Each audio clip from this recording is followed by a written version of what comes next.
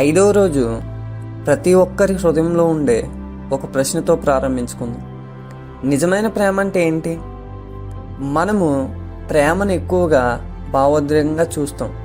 ఒకరి పట్ల ఇష్టం కలిగి ఉంటే దాన్ని ప్రేమ అని, ఒకరి పట్ల అనుభూతి కలిగి ఉంటే దాన్ని ప్రేమ అని, వేరెవరైనా మనకు సంతోషాన్ని కలిగిస్తే దానినే ప్రేమ అని, ఇలా భావాలను బట్టి ప్రేమను వ్యక్తపరుస్తాం. అయితే ఇప్పుడు అసలు ప్రశ్న, అప్పుడు ప్రేమ కూడా మారిపోతుందా?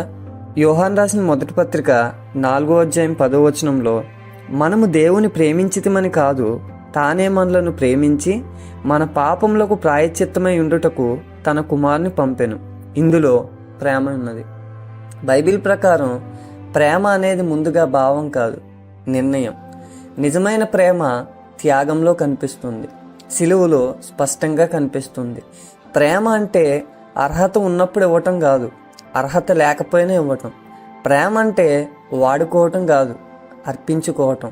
ప్రేమ అంటే నాకు ఏం చేసిందని కాదు, నేను ఏమి ఇస్తానని అడగటం. దేవుని ప్రేమ ఒక ఒప్పందం కాదు, ఒక కృపా ప్రకటన. నీ జీవితంలో ప్రేమను కొలవాలంటే భావాలను కాదు, త్యాగాన్ని చూడు. నీవు ప్రేమిస్తున్నప్పుడు నీవు నీ స్వార్థాన్ని వదులుతున్నావా? క్షమిస్తున్నావా? స్థిరంగా నిలుస్తున్నావా? నిజమైన ప్రేమకు మూలం దేవుడు.